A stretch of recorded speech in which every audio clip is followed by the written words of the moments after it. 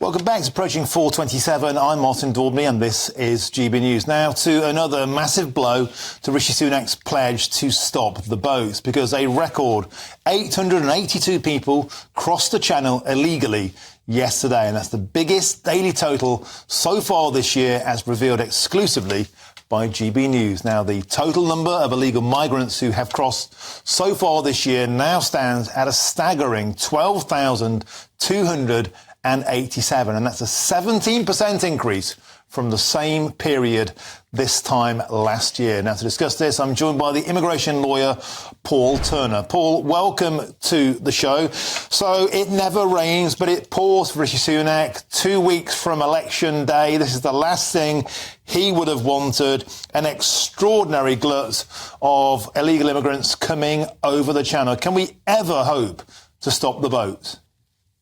Well, I was thinking about that, Martin, and I did think that if the Home Office implemented a proper system, they had received proper investment, they would be able to process the claims and then return people to where they'd come from.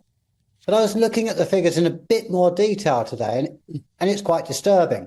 The majority of the people, about 75%, come from countries such as Afghanistan, Syria, Sudan, Iran, and Libya.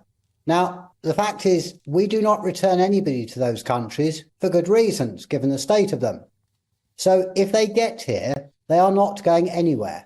And so I think, looking at it, the only way this is going to stop is if there's some agreement reached with the French and an effective policing of the channel. It's simply not enough to say, well, as I would have said, we can just invest in the Home Office, they'll process the claims, because if they do, it's likely that these people will be granted refugee status.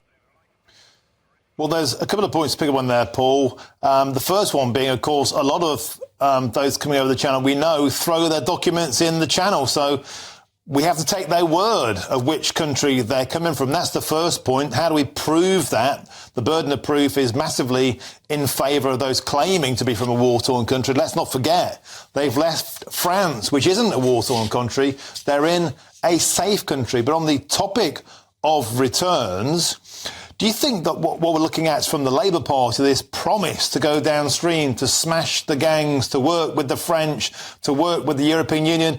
Paul Turner, we've heard all of this before, and we do all of that now. In your opinion, Paul Turner, are things going to get any better if we have a change of government under Keir Starmer, or will things, as many people suspect, they could get worse? I think if the good weather continues, it's going to get worse. And that's obviously beyond anyone's control. As to a change of government, I think my concern is that everybody has been making noises. I've been doing this for 25 years, and everybody talks tough on migration, but doesn't act. People in the profession would give their opinions as to what can be done and what would be effective, but it's never really implemented. And then what's happened is that as things have ebbed and flowed, migrants come and migrants go. And whoever's in government just seems to be there handing out the documents. It really is a lamentable state of affairs. In 2000 and 2002, touching upon the point you touched on earlier, Martin, which is we had a vast number of Kosovans turning up, and there was indeed a war or trouble in Kosovo. It turns out 15, 20 years later that a huge number of them were actually Albanian. And they speak the same language. The agents would tell them to say that they're from Kosovo. And then this is where the Home Office are culpable.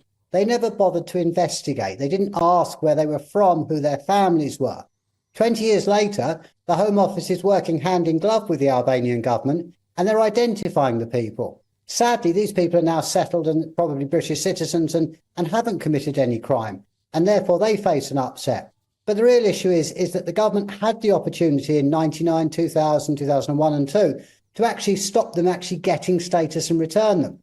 So it's going to be very tricky. And I think that I think it will get worse over the summer. And it's certainly going to be a headache for the new government when they arrive. OK, well, we might see a new government with the same old problems. Thanks for your insight. Fascinating, if slightly depressing. Immigration lawyer Paul Turner, thank you very much.